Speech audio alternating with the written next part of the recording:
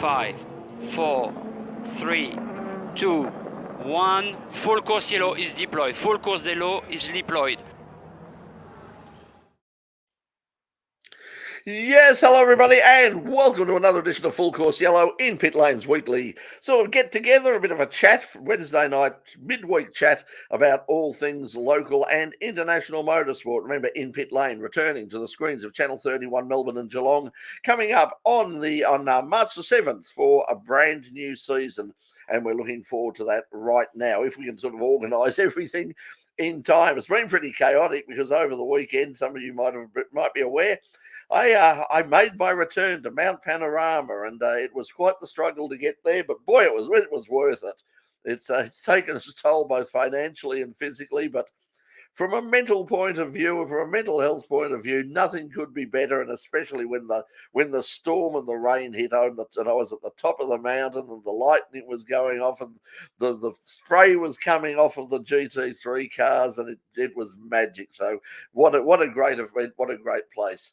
Indeed. So, so we'll be talking about that a little bit later on in the program. Also, as you can see down the bottom there, the latest times that I've got from Formula One testing, which is about the morning session is about to wrap up. And as we can see, Max Verstappen is currently fastest in the morning session. Some of the teams are going to sort of use both drivers today. Daniel Ricciardo, for instance, is going to jump in this afternoon. I think a few of the teams are going to be doing that. I think Carlos Sainz is driving for Ferrari this afternoon as well. So we'll see how that goes this afternoon, but I think that starts at about 10 o'clock. So when we finish Full Course Yellow, if you've got KO or Foxtel or something, you can flick over to the second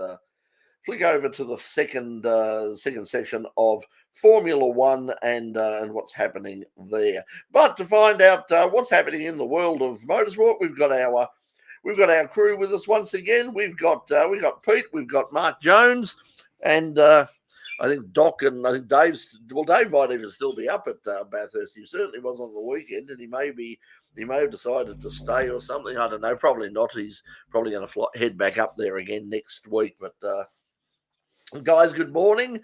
Oh, good morning. Good evening. Good morning, Formula One. I'm on Formula One time. I'm still on Bathurst time, I think. Wind your clocks back 15 years. But anyway. It's always 5 o'clock in Bathurst. It is. It's always 5. It's always happy hour somewhere, and unfortunately, there weren't too many happy hours at Bathurst. But thank you to the guy at Ridges who bought me a second martini. I really appreciate that. That was very very nice of you. So, but unfortunately, yes, it did not have olives. I was not happy about that, but nonetheless. It was a martini. It was at Bathurst. The cars were going. It was wet. Past.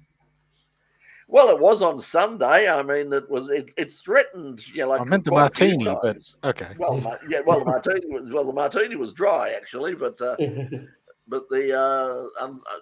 was wet. But that was the magic. I mean, because I didn't have my car there, it was very hard to get up the top of the hill. There were media shuttles, but they're primarily there for photographers. And they were very busy. They were busy all weekend, and it was very hard to sort of get, us. Doc went up there. Doc managed to get hold of a mountain pass to go up and visit some people, but I was sort of, busy down the bottom doing other things. So he got up in the afternoon as I went back to when I went back to town. So I didn't. So it was only sort of Sundays that late afternoons I actually got to the top of the mountain. I didn't see. It was the first year that I've been that I didn't see. Not only did I not see the start from the top of the mountain, I wasn't even there for the start. I made the decision. I think it was, in hindsight, it was the right decision. Basically, to watch it in bed at the hotel in the hotel in Bathurst. It was. It was because of the fact of not having my own car and all the rest of it. It was going to be very, very hard to get to the top of the mountain, and I just thought, once you get up there, you're sort of stuck there. And I thought, no, I'll play it very leisurely. I'll watch the start of the race. I had the pub I was staying at. Breakfast was included, so I went. I'll watch the start of the race. I'll wander down. I'll have breakfast, and then at my leisure, I'll wander down to the track, and that's basically what I did. And I think You never skip out on a pub breakfast when it's on offer. Well, especially when it was, when it turned out to be so inexpensive. I mean, it was, when you consider it was a very, very good. I'm loath to give it a plug because it's, in fact, I won't, because I don't want too many people staying there, because it was in a fabulous condition. It was very affordable.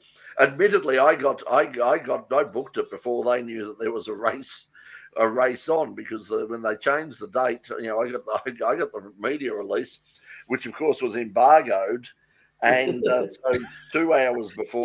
Sneaky.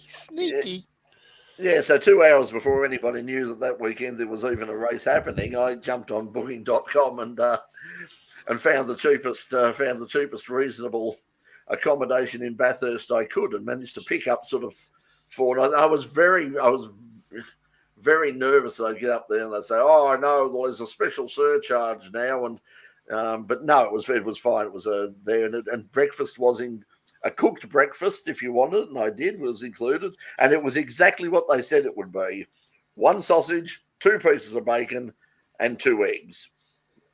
But what more do you need? So and some fruit juice, and sat there and had that, and that got me going for the day. And then sort of, as I said, wandered out to the track. But we got a lot of footage. We got a lot of interviews.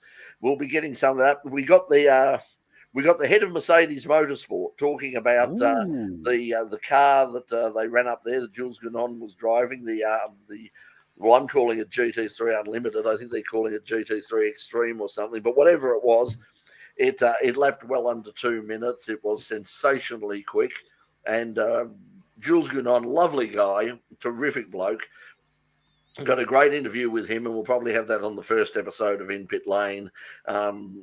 There's a special online version, sort of a preview program, coming next Thursday night, and we might have it on there, because he was great value. He was great value, talking about both that car and also just what Bathurst means to him, and it's very special to him, and it's really interesting, because I heard him on Midweek Motorsport when he was talking about the spirit of the place, and he said there's just something. It just felt different. There was a magic in the place. He said it was like the mountain is alive. And I pointed out to him, because I asked him that question, that it was interesting that he said that when you consider like the relationship the local Indigenous people have with the place and the spirit of the place. And he said, I feel it. He said this is more than a race. This is a very, very special place, and he loves the joint. So you'll find out more about that, including some possible supercar visits to the mountain in the future. As he sort of said, it could have happened about a year ago, but he said, unfortunately, the international calendar was such that he just couldn't break away and do it. But it's certainly on the bucket list. It's something that he desperately wants to do. He wants to drive a supercar around the place, but might seem a bit slow after the Mercedes, I tell you what. Oh yeah, because I'm sure that they'll really notice the drop of 3 seconds of lap difference between them, 4, 5. Well, in the case of the Mercedes, the GT Extreme, it's probably about the best part of 8 to 10 seconds almost. Yeah. If you have a look at the in-car footage, it looks like you look at it and you go, "Hang on, that can't be real. That's a video game." Well, they've sped that up, but no, you have a look, and that's he said was the problem. He said, having driven that, he said you go back to the regular GT3, which is doing sort of like low 2 minutes around the place, and he said he's going there going, "Oh, why is this so slow?" Oh well. Yeah. But he also. I suppose when you're that good, you do notice every second. Oh yes. He was both. He was both a little bit annoyed, but also a bit proud of the fact he gave the wall up at Reed Park a bit of a scraping, and it was really a scraping, and the end plates of the wing were sort of carried the yellow paint from there. And he said, I'm just so glad I didn't do any more damage. He said, but I have already asked the team, could I have that end plate as a souvenir? I know it's expensive, but I'd really like it. What a thing to mount on the wall at home. Yeah, so hopefully we'll have him. We got some interviews with. We interviewed quite a few people. Caught up with Lee Holdsworth with what he's doing at the moment. He was glad to be there. Talked with Craig Lowndes and got sort of photo bombed by Tom Randall, and we got some. So that was a fun interview because Tom sort of like bounced into shot as well, and then joined the interview. So we've got that coming up.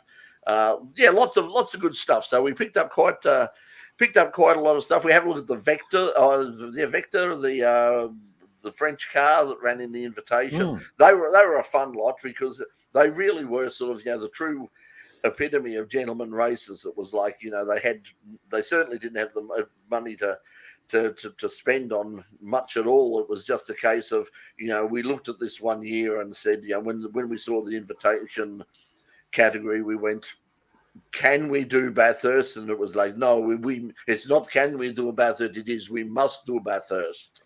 And they did, and they actually finished. They finished last.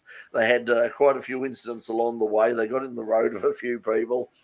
Were criticised by a few, but they finished. They had a great, they had a wonderful weekend, and they were very excited at being at Bathurst, and they were very open in sort of wanting to show us the car, and very proud of what they were doing. A very basic car, very much a home. Like if you look at it, it was in the same category as the Mark cars, or I think what are they called, IRS cars, whatever they're called. We talk about that in the interview, but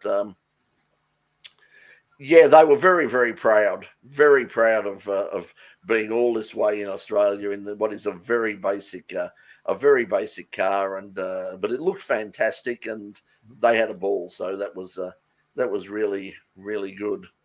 So anyway, we've got people watching again. There we got Mad Cow Mark. G'day, Mark. How are you? Good to catch up with you once again. And Box also. We just switched over from Bahrain testing. Yes, as you can see down the bottom, we'll talk about that in a moment. That's the latest. They're the latest times that I've got. They're not live, but they're just as literally just as we started. I put them on. Now the afternoon session starts a little after 10, so we'll be well and truly gone by the time that comes up again, and we'll be watching it as well.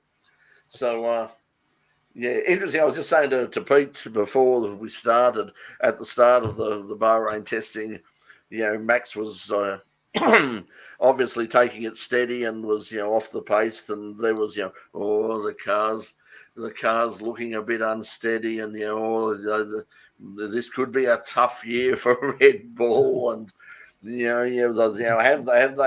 have they tried something? Have they been a bit too radical in the changes from last year's successful car? And how exciting it'll be to see all these new. Oh, hang on, Max is in front again.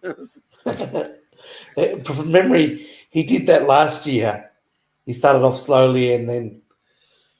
As you do, I mean, there's no point. I mean, they had a lot of the cars were carrying the aero rakes to get their stuff. The look of the new Sauber, Mark is saying there. I haven't taken much note. Peter, have you taken much notes? I haven't seen anything much because I get some stuff from the teams. There's some stuff I was getting stuff from Sauber, and then as the years changes, I mean, I was getting stuff from Ferrari, and Ferrari, I was on the media mailing list and all that, and suddenly I dropped off.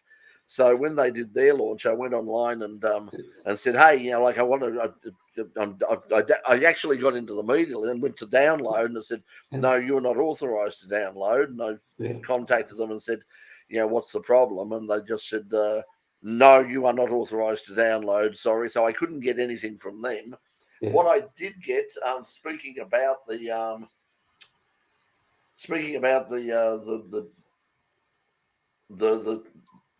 Red Bull is Red Bull about an hour ago released some on-track footage, the stuff from their filming day at Silverstone, in the wet at Silverstone, and like I said, with the GT3 cars across the top of the mountain during the storm on Sunday. Cars with good aero in the wet are something wonderful to look at. I mean, I was standing at the top of the hill. I mean, it was pouring with rain, and you couldn't get the smile off my face just watching those cars. And to the credit of race control as well, there were times when everyone was saying, "Oh, they're going to red flag this, they're going to red flag." And they didn't. No, the moment they had an opportunity to go back to green flag, they did. It just shows you like the level of skill of the drivers, but also the incredible handling of those cars. I was at McPhillamy Park I was standing at McPhillamy Park and watching them come onto McPhillamy and then disappear over Skyline and down towards the Dipper and the S's. You could see the aero. It was like watching a wind tunnel session because the rain was so heavy. You could see the air flow being carved out, and you could see the incredible amount of water that was being sucked up from under the car and coming out the rear diffuser. It was flying through the air, and it was so spectacular. It was just, as I said, was just so thrilled to be there. But anyway, I'll have a look because I haven't had a chance to have a look at this, and so I just cut out a bit of the crap at the start and just went on to the went on to the car itself at Silverstone. So let's have a look.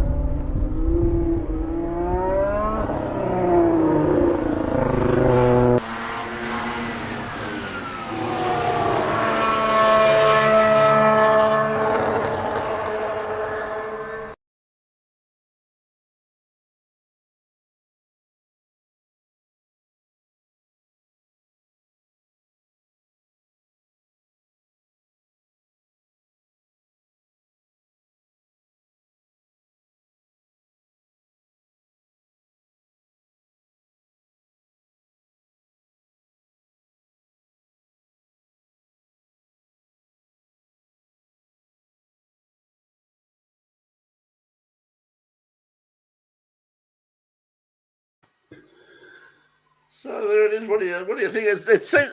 It's certainly changed. You see around the rear of the car, around where the halo sort of comes. There seems to be a lot going on there that wasn't there last year. Yeah. It's a lot more curvier. Yeah, it's interesting because some people have said that it's also, which is really interesting. Someone said, well, it looks a little more like the Mercedes look with a sort of a more minimal sort of side pod arrangement. And when you consider what a failure that was, I mean, and now Mercedes have moved way ahead of way behind that. So so I think it was interesting to I think it was interesting that they've gone a different route. It looks like the front of the car seems that they've gone back almost to the dare I say the platypus nose on a well. They seem to be a lot wider. That's particularly noticeable on the Alpine. When I was looking at it, it was I thought the Alpine was quite a good looking car. That looked quite good. But certainly, judging from what we've seen so far, it's pretty much in terms of who's setting the pace. It doesn't really mean much pre-season test, but at the same time, winter poles. Winter pole positions. But and we haven't seen that. Yes, you can have the T20 game. We'll make up for it. So yes. Good day. Dogfish from New Zealand. Yes, Australia. It was. It's a very small ground. That I mean, the commentators were saying, was over 10 runs and over, and it was like, well, this is going to be hard to get. And I'm thinking, not necessarily on that ground, but it was a good game. But anyway, a Payne Stanaway podium will make it. Well, I think they're a chance if you have a look at the form for next weekend.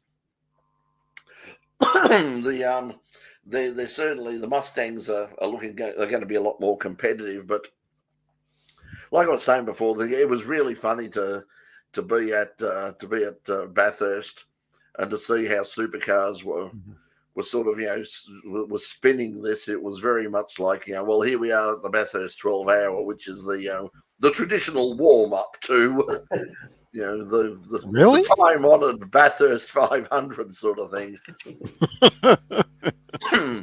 they've called it the Superfest. The interesting thing is today the Bathurst Regional Council have come out today and said we would be happy for this to stay, because obviously they've got a lot of people there were people who did stay, including a few from interstate and a couple from overseas. I was talking to somebody who had come from America, basically for the 12-hour, and it was like, it's a long way, and it's just, it's another 4 or 5 days, and I can say that I've seen, supercars race at Bathurst, so yeah, what the hell. So took an extra 5 days, and we'll hang around for the for the supercars as well. It was really interesting. They're having there's nothing happening on the track as such. There were some ride days on Monday, as there traditionally is, but yesterday and today everything's happening in the city, including it's like the good old days of Tony Cochrane, including supercars as theatrical entrepreneurs.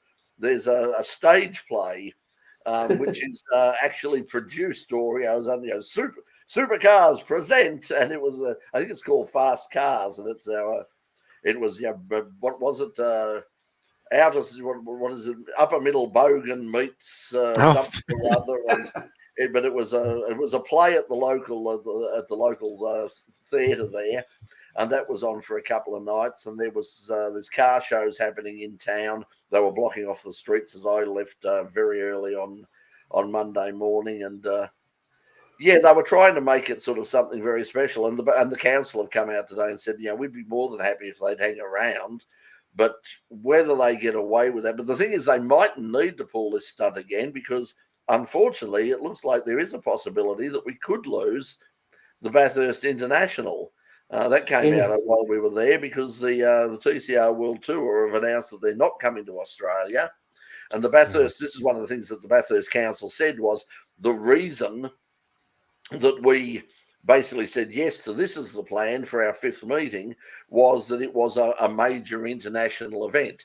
If the TCR if the World Tour isn't coming, we need to you need to get back to it, and we need to perhaps re-examine what we might do for that 5th date, because we want an international event there. We've only got the 1 weekend left, and under those circumstances, we might have to look at changing or ending the contract, because the contract says that we were getting a major international event, and obviously this year we're not. I'm sure that they can make a fairly decent case for force majeure with no less than 3 armed conflicts going on the major sea route between Europe and Australia. Well, that was the thing that the official comment from TCR was that they had planned, or at least hoped, to be able to basically restart to re-add Australia to a world tour happening in 2025. So it's not like they said, well, we're never coming back again. They just say that at the moment it's very, very difficult in terms of getting the cars where we need them. Now, it's interesting in terms of, because really because of where the date is, they've got to get to Macau, because that's where the FIA World Cup is. And you'd think, well, that shouldn't be too much of a problem. The problem this year was it was just too quick a time frame, and perhaps they need to move, try and consider moving that the Bathurst International later into the year or something. Perhaps in the first couple of weeks of December or something. And then have them come from Macau down to Australia for the final round, because it was pretty chaotic last year, and a lot of people just said, the people who raced at Macau said we just weren't ready, we just couldn't, the cars got in late, it was a real nightmare getting everything. We had Sydney 1 week, Bathurst the next week, and then Macau the next. It was just too much.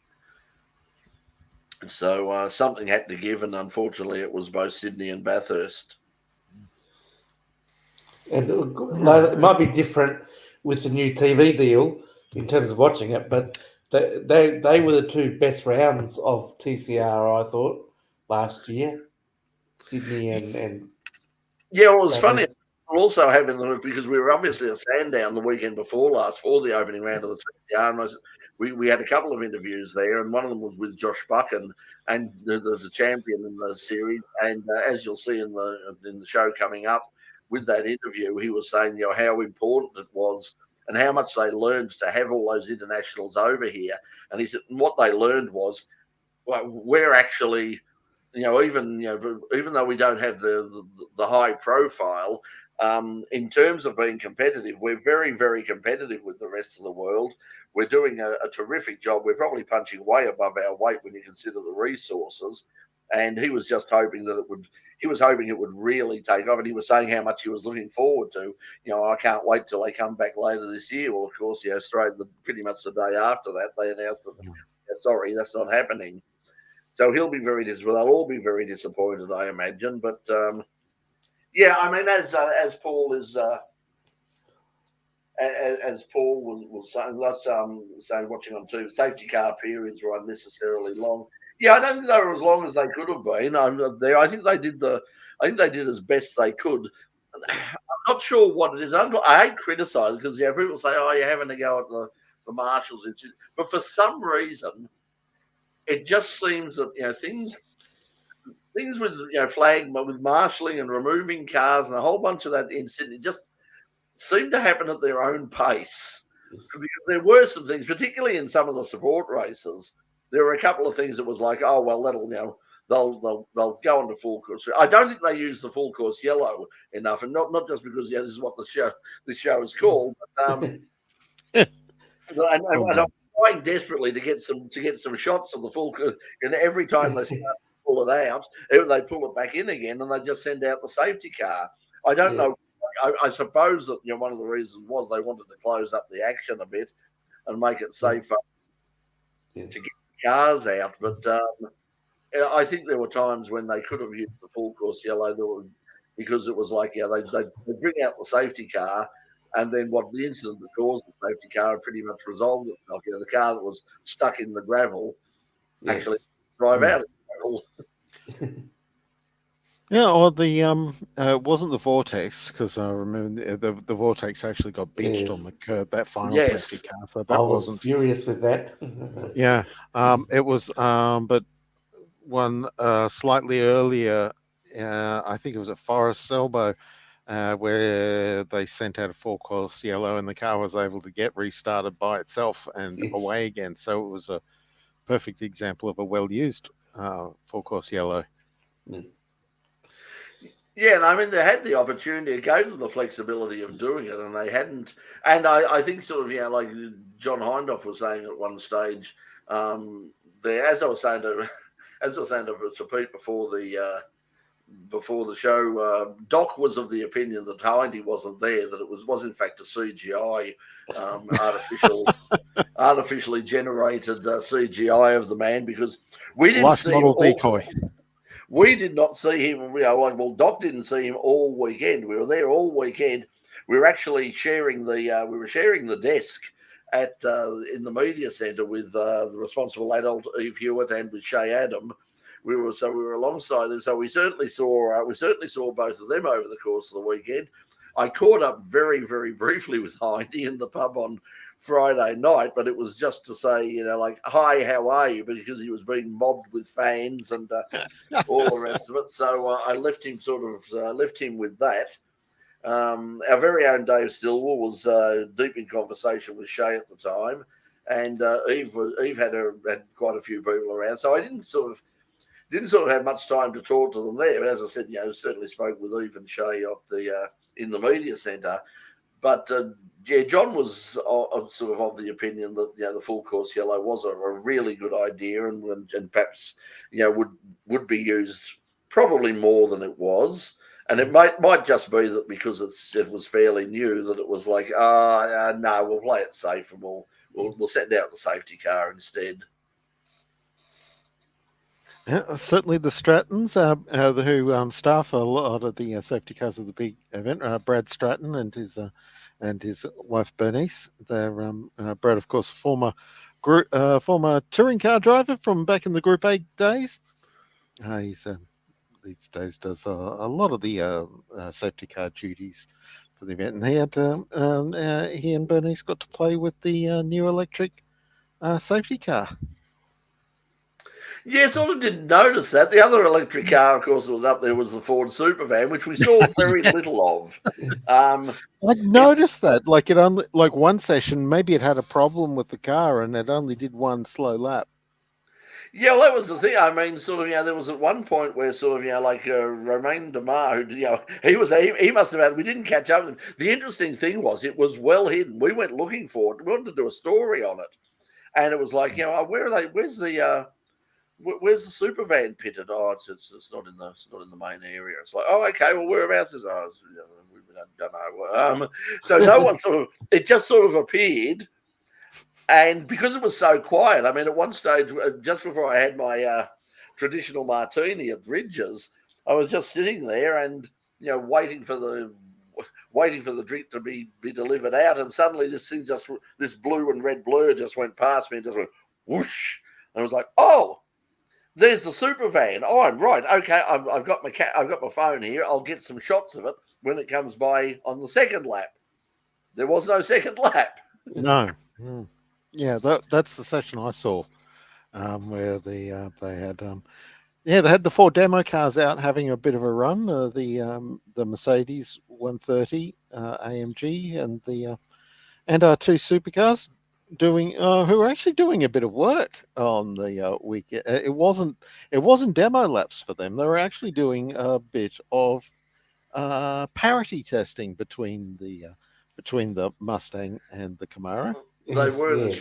It showed the difference between sort of what was going on, because they were also well outside of the rest of they were in their own little area and all the blinds were down, and sort of we went round the back because they were pretty much in the television compound, and we went round to the television compound. And I've got to say, on the way up, I was on the train going out to Bathurst, and Roy from Online Invent, sent me a message saying, "Hey, we're not allowed to film anything. We're not allowed to basically do anything at all." And it's like, you're kidding. It's like, we've sent all the gear up, and we've got media accreditation, and we're not allowed to do anything. It was sorted out very, very quickly, and ultimately there were very, very few restrictions on us. So thank you to Supercars Media. We went in there, and it was a bit of confusion at first, and then somebody just sort of stuck their head out and said, "Oh, you're in pit, you're from Channel 31." It's like, yeah, like, yeah, no, you guys are okay. And I said, well, what about there were restrictions on you can't do interviews over a certain. He said, no, you guys are right. So yeah, so we had the only thing that we weren't supposed to do was we couldn't film in pit lane itself, and we ironic, and we weren't to film the we didn't film the race. Although I did do. We weren't supposed to live stream, but I couldn't help it during the storm. I had to go out and do some stuff from the in-pit lane command center, because I was amazed. I went up to the top there because that's literally where I'd set up a few times in the past, because rather than be in the media center, I wanted to be at the top of the mountain. And there was this, there's this area at the top, this sort of not a marquee, but it's like a steel sort of rotunda thing up there, and with a table and all the rest of it. And I thought, because it was so packed up there, I thought, oh, it'll be full of people, especially with all this rain about. And it wasn't. It was just sitting there waiting. And I thought, well, I've got to do something from here, because it was like, it was almost like it was being left for us. So we, the in-pit lane, the Mount Panorama office of in-pit lane did get a bit of a workout on the Sunday. And it was great. Lots of campers up there. The crowd was once again, I think the crowd was probably affected by next week's event as well. It was not as big as it was last year, not by a huge amount. Interesting thing is the ratings were interesting. I think I've got it down there somewhere. I think it was about 1 point overall. You can't compare like with like, because they're doing the ratings differently now. They're using reach. And the Speed Cafe are saying, "Oh, Reach is this new thing that they've got." It's not new at all. It's as old as ratings themselves. It goes right back to the Nielsen days. Oztam had it. We've always had reach. It's just that even the commercial television stations are not have never been before sort of dishonest enough to use reach as some sort of accurate figure of people who are actually watching, because it bears no resemblance at all with reality. That's like when when Formula One used to say that they had an audience over the course of the season of about 16 billion. Yeah, same with the Super Bowl. They worked out one year that, this is according to the to have the figures that the Super Bowl claimed for their international viewership, based on what they knew from ratings around the world, that probably not only would pretty much every television in India have to be watching the Super Bowl at 3 o'clock in the morning or something, but it'd have to be watched at the time by about 40 people. But yeah, it is. It's like Facebook figures. It's like we'll have a look at the Facebook figures sometimes and go, oh my God, we had 2,500 people watching the show the other night, and then you go into the, then you break it down and you find out of that 2,500, 600 watched most of the show, which is actually still good figures, but most of them watched for 1 second or so, or 50, and that's what they're doing now with the television ratings. So it sounded like a lot, but the interesting thing was you can only compare like with like, and the fact was that it was comfortably the most popular sporting program on free-to-air television over the week. Now we don't have the results for Foxtel, because in terms of damned lies and statistics, Foxtel have now pulled out of the Oztam ratings and are going to provide their own viewership estimates. So get ready for some really, really stupid claims from Foxtel about how many people are actually watching different things on Foxtel, because they were looking at what was happening, and they weren't sort of comparing well with free-to-air television, which, as I say, is still, if you have a look at all the figures around the world and everywhere else, free-to-air television is still overwhelmingly the most popular form of mass communication in the world. Oh, yeah. And that's the same here in Australia. It's not even close. So, but nonetheless, the fact that it was it was in the top 5 of all programming over on Sunday, and was comfortably the leading sports. It wasn't a big day of sports. Well, there was a women's one dayer, I think, and it only had about 500,000 reach for the day, whereas, as I said, 1.6 million. So it was, it wasn't even close. It was more than 3 times as many people were watching. But of course, that is over 12 hours. The fact that it was over 12 hours contributed to that huge figure. And also, the NRL, I think, had their first game of the season, the traditional Charity Shield game, but that didn't clash. That was a evening event, if memory serves. And also, the fact that's pretty good, because the fact that the coverage started on 7 Mate, channel 74, and then went to the main channel at lunchtime. That's pretty good. Yeah, I think that was it. They actually had those two separate, and there was still like the morning session on 7 Mate was still in the top 20. So for that sort of hour of the morning, but once again, and that's what the argument that the television networks are using at the moment is saying that, in the old time when you take sort of like peaks from 15-minute blocks, that wasn't fair on longer programs. That if you had a longer program, there was more involvement, there were more people coming in and out over the course of the day, and therefore those people, if you came in and watched 4 or 5 times during the day over the course of a, say, 12-hour period, you should be counted each time, and now you are. It's really, you literally only have to watch about, I think it's about a second, or it might be 15 seconds of footage, and you're counted, and in the ratings you're counted if you're a part of the ratings. Remember, not everyone, it's not an automatic thing. You've got to be sort of selected for the ratings. You've got to have the set-top box which records you, and then they sort of basically extrapolate from the percentage of the population how many people are actually watching, and it's damned lies and statistics. I've done a lot of stuff with OzTam over the years and had the odd argument even with them because in terms of how do you, what's the most accurate figure? And they went, accuracy is what you believe it to be. It's however you want to present it.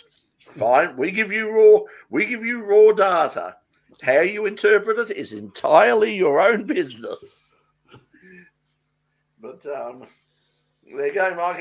Michael is with us again here belatedly. Better late than never. Also, Jared is with us as well. Yeah, I was thinking this after I saw the Mercedes. It was, in fact, I've actually written. We haven't gone to where with it yet, or put it on YouTube, but it's in the script. I said, hey, Ford, here's a great opportunity. I mean, forget about the super van. Bring out a full-on Ford GT, one of those track day special cars, the final Ford GTs, and give that a run at the mountain and give that a bash.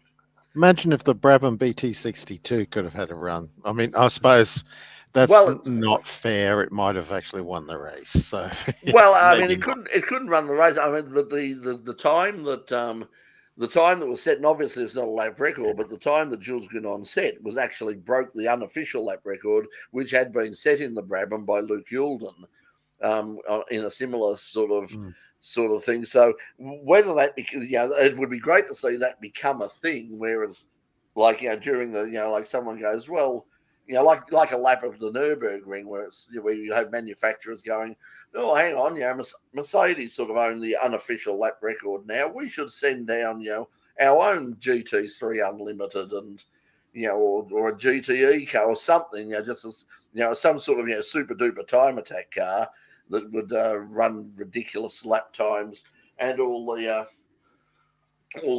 rest of it.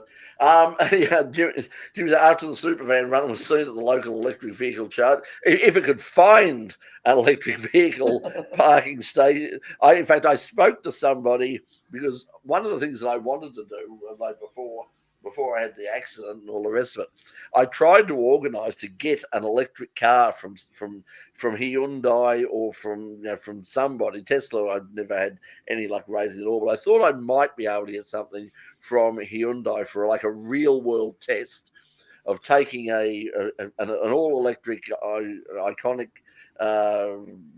Hyundai up to Mount Panorama for the weekend. And I sort of had a look around and thought, oh yeah, there's charging stations. I'm sure it's doable.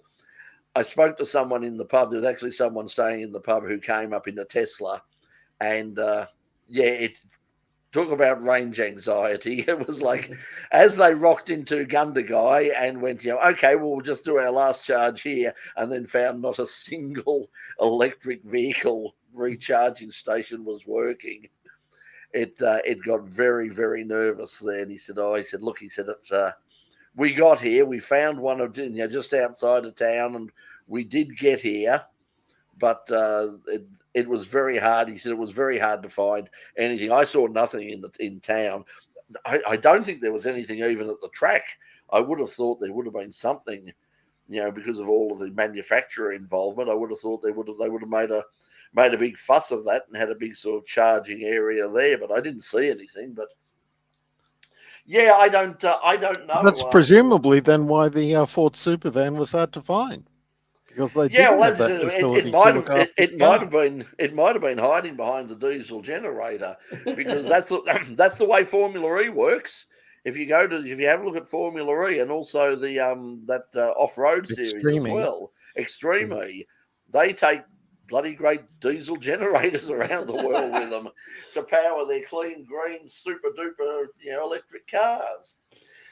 This is interesting. How do we predict supercar? I reckon they will, in the main, try and ignore it. The interesting thing was, if you have a look at the adverts that they were running during then, they were running at the track, and they were running. It was saying, a new champion will be crowned. That's what I was about to say. Yeah. Yeah, they've clearly put a line through. They've clearly put a line through Brody, haven't they? Yeah. And I think it was they had Anton doing the big moment in the trailer with his holding his helmet out and all that kind of thing. Yeah, I Um, didn't see that, but that's where the alleged incident or the climax of the apparently took place was in Anton's hotel room in Adelaide. I said, we don't know this is true or not. We haven't heard it from firsthand from anybody, but certainly, like from all the stuff I've heard behind the scenes, it's becoming more and more likely that there was a physical altercation, and at the end of it all, Brody just said, "That's it, I've had enough. Either he goes or I go." And Betty, as she has always said, is very, very loyal to Barry Ryan. And it was a case of, well, no, you've got a contract, and we expect you to honour it. I'm sure they'll find a way out of it, but in terms of where else Brody could run for this year, I don't know. But it's certainly not a good look. The two, the number one and number two from supercars, but they are trying to make it a positive by saying, basically, we will have a new champion. It won't be Shane. It won't be Brody. It'll be And obviously someone nothing different. Scott.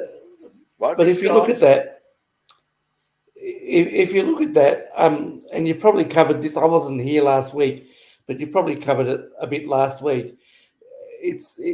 Nico Rosberg in Formula One won a world champion and it said, "See you later." So I think in a way it's a good thing. It adds intrigue to everybody saying, "Oh, yes, it's sad not to have the defending champion," but I think in another way it's a good thing because it adds intrigue, and there will be potentially a new champion, and we don't know who it's going to be. Well, it kind of has to be really, because you look at all the last few champions. I mean, you go back before SVG and Brody. Scott McLaughlin's off doing Indy cars. Jamie Winkup's retired. I know that the drivers that I spoke to there, sort of off the record, were sort of saying that they were looking at it as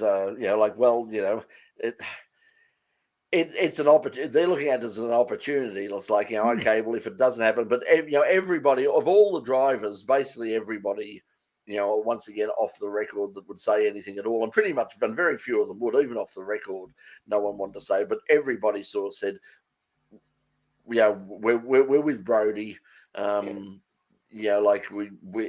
people who understand, who've been around that sort of team for a while, have just sort of said, look, we understand, and we can see what's gone on. I didn't know I was going to, he probably wouldn't have said anything at all. I spoke to Will Brown briefly and tried to and teed him up for an interview on the Saturday.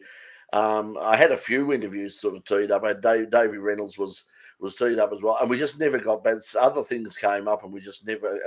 Every time we went down there, they were out, or we were out, or we got an opportunity for Jules Junon or somebody else. So it was one of those things that we didn't catch up with them at all. And because if you believe the story, I mean, it was basically Brody's defense of Will, and his annoyance of how he was treated, rather than anything that happened with Brody. It was like, Brody basically saying, "Hey, this isn't good enough. Okay, the guy's gone to another team, but we won the team's championship with this guy, and he's part of the team, and he should be part of the celebrations, and it should be acknowledged." Whereas apparently, if you believe the rumours, it was pretty much a case of the checkered flags fall, and you're not a part of this team anymore. You can F off. You want to do some partying? Party with your new mates. So yeah. I think I'm not sure we can have another Kiwi, please. Aren't they all? There's very few Australians. Well, I think we're getting some. I'm not sure we're getting some more. I mean, we've got obviously Richie's coming back. Go Brock Feeney, go the Queenslander. Yeah, so we've got. There's so many. I mean, there's just so many Kiwis that could come over and jump in that car. I mean, if you have a look at some of the kids that are driving in Toyota at the moment, Formula Toyota, and they've just added two in the form of Matt Payne and Jackson Evans. Yeah, Well, Jackson, yeah. So there's another one. So I look at there's so many the series over there and the scene over there.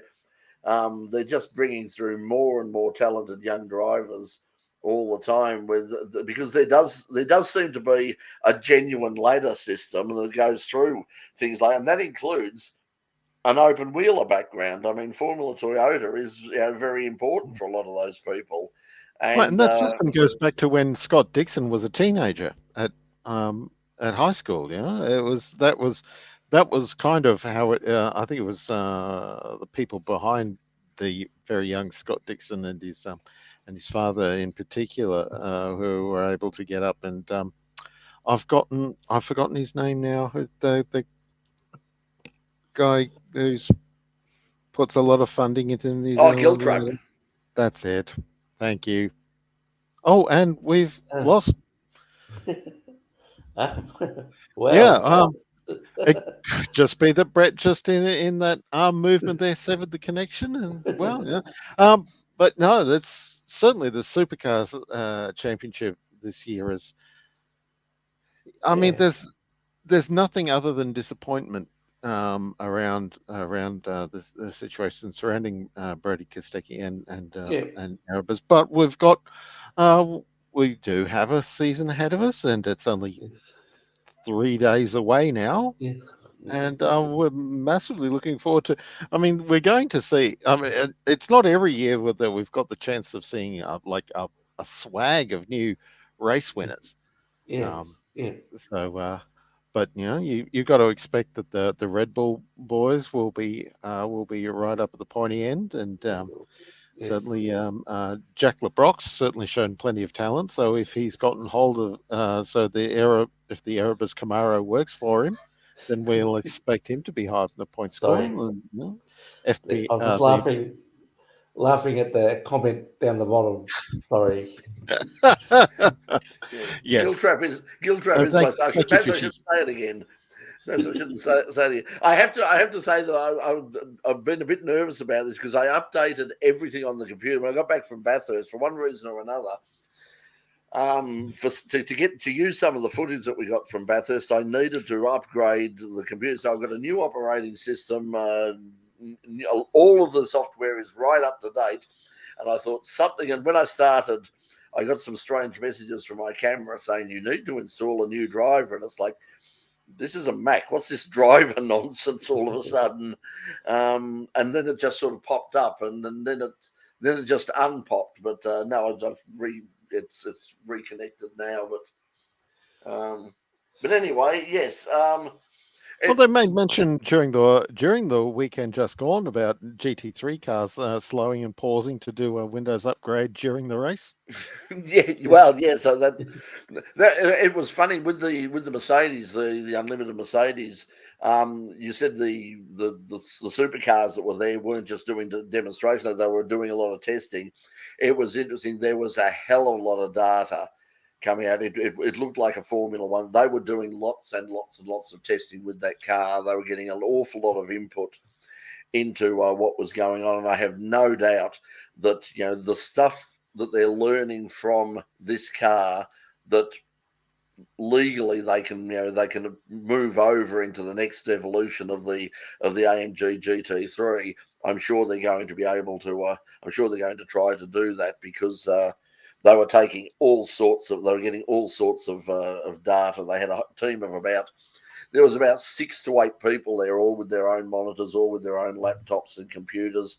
The interesting thing was there was no sort of secrecy at all in terms of getting access. I mean, Doc had the camera vest, and he just sort of went in and said, okay, if I take some, yeah, of course. And they opened doors for him and just, said, if they needed to do something, they said, we just need to move in there. They were fantastic to deal with. It took us a while to get hold of someone to talk to, but when we did, it was the head of World Motorsport for Mercedes. And so we got some good stuff about Yeah, so we got some good stuff straight from the horse's mouth, as it were. Not just about that particular car, but also the importance of GT3 racing, the importance of Bathurst in the grand scheme of things, and also some interesting discussion on the possibility and their desire to go back to Le Mans, because of course they didn't go, and they said, look, we basically said we would love to go back to Le Mans. We really ultimately, but at the moment, obviously the decision has been that if to favour people with a hypercar, and we fully understand that, and at this stage, that's not something we're looking at. But ultimately, he said that we would very definitely like to be in the WEC, and we would very, very definitely like to be back at Le Mans. I suppose they could always pop a 1 or 2 LMP2 entries in, and then say when they get there, oh, our LMP2s are broken. Look, we've got these AMG GT3s here. Can we have race them instead? Well, that's sort of what Alpine did. I mean, they rang the signature Alpine team in LMP2 for quite some time as sort of, and then they had they had the grandfathered LMP1 car. Then they did that, and for a while it was looking like, are they actually going to produce anything? It was interesting because Jules Gounon, of course, is the reserve driver for Alpine, and he was very fulsome in his praise for Mercedes, saying, because he said Mercedes, when he went to them and they said, look, we want you to stay here, but we're not going to stand in it. We understand that, if you get that opportunity to race in that car, we're not going to stand in your way. So he's the reserve driver for the Alpine prototype at the moment, and is obviously looking forward to getting some more laps in that, because he said it was an incredible car to drive. And as he said, well, this is fast. He said, but I've been, this thing is another level. But so he was certainly looking at doing some stuff there. But it was really funny. I was really concerned about what supercars might do to the 12-hour in terms of but it was still very open. It was still very friendly. It was a great atmosphere. Even though the crowd was much, much bigger than the last time I was there, and it was still a very friendly crowd. It was a knowledgeable crowd. I didn't see any sort of, no wild drunken behaviour or loutish behaviour. Unfortunately, Terry Nightingale, who of course was a Bathurst, sort of local legend.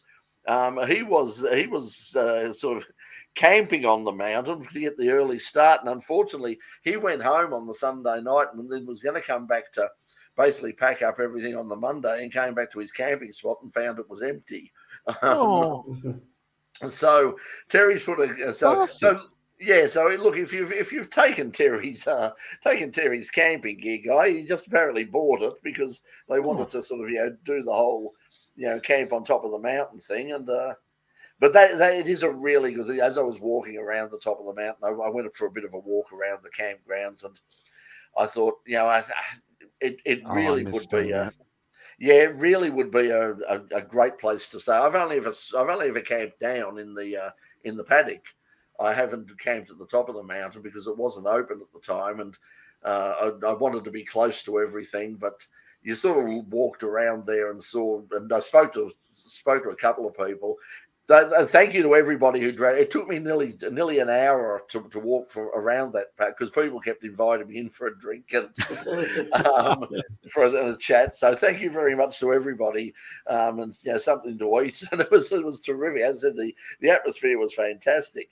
But yeah, we had it was interesting, some of the setups they had there. There were people there. They had big screen TVs and generators. Pretty much everybody has generators now. Even on top of the mountain, on top of the McPhillamy Park, where you saw all of those sort of marquees set up, those gazebos that were at the top. Pretty much all of them had power, and they either took it from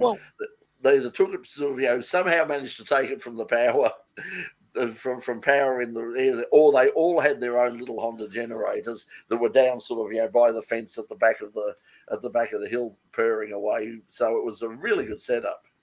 See, that's why the electric vehicles were having so many problems with Bathurst, because the entire city's supply of generators were up powering campsites. That was it. So perhaps some of the locals sort of took control of the super van that was used to power somebody's bar fridge somewhere. But yeah, we saw very little of this. I was looking forward to the super van. I said, we've got to do a story on the super van, and nobody was saying anything about it. So apart from, I think Chad Nayland got a lap in it. There, and he did at one stage. He did up at the top of the mountain. Apparently, he did a really impressive sort of 4-wheel drive burnout session up there. But that pretty much killed the car. I think it's sort of after that, it sort of basically limped back down to the pad, and that was the last we saw of it. As I said, I only saw it. I saw it once go past at Ridges, and I saw it once go past on the Friday from the media centre, and it was the same thing.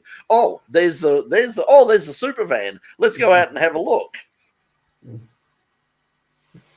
Okay, where's the super? It was gone. Well, okay, well, anything we want to say before we wrap this up, because we've been going, we've for an hour. Daytona was the thing that happened, and Yes. Oh, there we go. Jimmy's brought it up. Yeah, it was a marathon. I mean, Okay, I thought Daytona. I mean, it was, not the I thought 500. I'd missed- Of course, the SVG was in the Xfinity race rather than the Daytona, than the big one. But yeah. Yeah, 12th place finish. I saw it late because it obviously because of the weather it was delayed. I'd watched a lot of the. Well, it ended up being Tuesday morning our time. Yeah, which Both was good for me because I wouldn't Tuesday have seen afternoon. it otherwise. Yeah, so I wouldn't, because I was obviously travelling between Bathurst and Sydney, and then of course got stuck in Sydney because of the storms. And boy, what a storm it was! So instead of getting home at around sort of 7 o'clock at night, as was the original plan, I didn't get in until very, very late because I was basically, and I thought at one stage they were cancelling flight after flight after flight. And I thought, I'm stuck here. I'm stuck here for another 24 hours or something until we get a flight out, and I had no money. Where the hell am I going to stay unless they put me up? And that's a few of the motorsport photographers were stuck in Sydney for the day, so they went out and took their lenses out for a walk. Yeah, well, there was certainly plenty of stuff to. I mean, some of the lightning around the place was remarkable. I mean, there was, of course, people at the Botanical Gardens. There were people struck by lightning at the Botanical Gardens, and a friend, Leanne Dealey said, like, hope you weren't down there. And my plan was at one stage, if I'd have had time, was to go down, because it is a lovely. If you've got to kill time in Sydney and you don't have any money, it's a pretty nice. So wander down to catch the loop to Circular Quay, wander down, have a look around the Opera House, and play tourist a bit, and get some shots and a few photos, and then take a bit of a walk back to the town via the Botanical Gardens. I have to say it's not a patch on the Melbourne Botanical Gardens. It's not even close, but and that's not me being parochial. That is a fact. It's a cold hard fact. It's not even close. But well, you could go across the harbour to the zoo, Taronga. I mean, that's a fairly impressive joint. Yeah, I haven't been. I'm not a zoo person. I went to the zoo once and I was very depressed because all those animals in cages and locked up and all the rest of it. I thought, God, this is really the only bit I liked about the zoo in Melbourne was the butterfly house. That was pretty cool. There's a bird sanctuary, like a bird zoo in Malaysia, in Kuala Lumpur, which is really impressive because it's this massive garden. Probably I couldn't begin to tell you how big it is, but the birds fly around just free, but it's just covered by this massive, netting sort of thing that goes for covers hectares and hectares. So as far as the birds are concerned, they're mostly they think it's all in the wild.